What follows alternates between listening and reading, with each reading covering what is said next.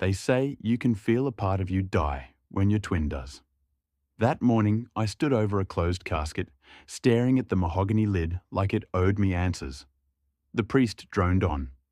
My wife gripped my hand too tightly. Our parents sat stone-faced across the aisle. Everything was neat, curated grief like they'd rehearsed it. Then my phone buzzed. Unknown number. One line. I'm not dead. That's not me in the casket. It came from Evan's number. My heart didn't skip it. Stopped. I stared at the screen so long, my wife whispered, "Everything okay?" I nodded. Lied. "Where are you?" 3 dots pulsed. Then, "Can't say they're listening. Don't trust your wife and our parents." 2 months earlier, we were planning a hiking trip to Black Ridge. Just the 2 of us, something we hadn't done since college. Evan said he needed it, said he was suffocating. I thought he meant his job. I didn't know he meant them. Then he fell. That's what they said. A slip 30 feet down. Body mangled, unreoverable face. I wasn't allowed to see him. For your own good, they said. My wife cried more than I did.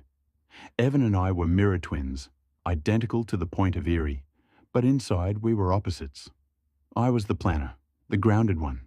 He chased shadows and secrets. Still, I loved him more than anyone, more than her.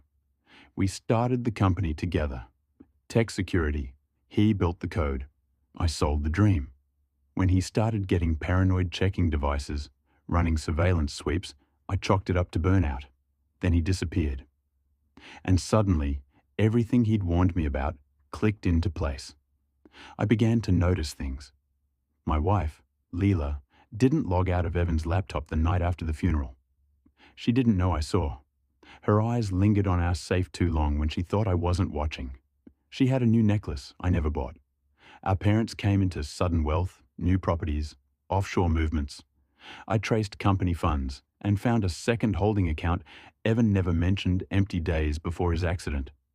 I didn't confront. I listened.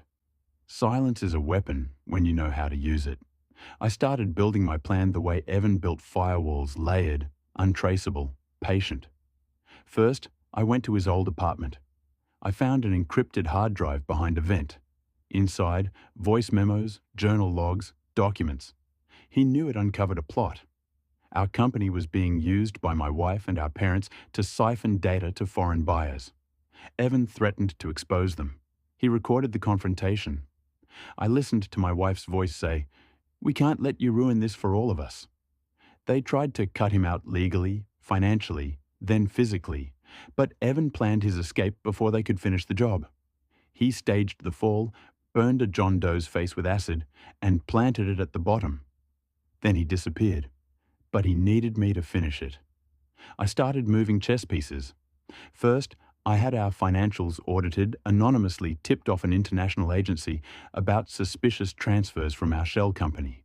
Then, I fed Laia a lie that I was considering selling the company. I watched her panic, make calls she thought I didn't trace.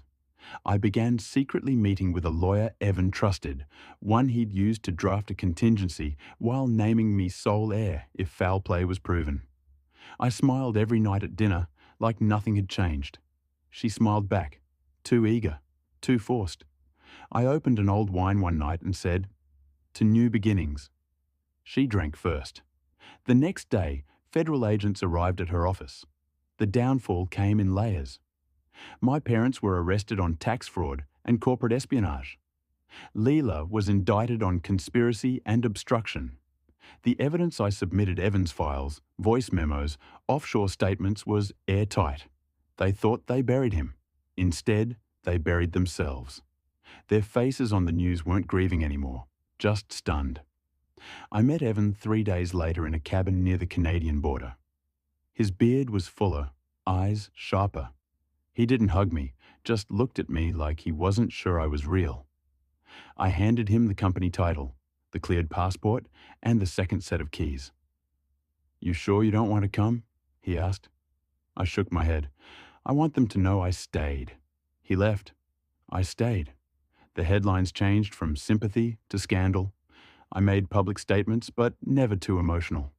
Let them paint me the loyal brother, betrayed CEO. Privately, I liquidated every asset they ever touched, donated the blood money to causes Evan used to talk about, built something clean from the ashes. I don't visit the fake grave anymore. Let them rest with the lie they built. I think about my brother sometimes, not the one they tried to erase, but the one who beat them at their own game. They underestimated the quiet one. We were twins. They killed the wrong man, and I made sure they paid for it in full.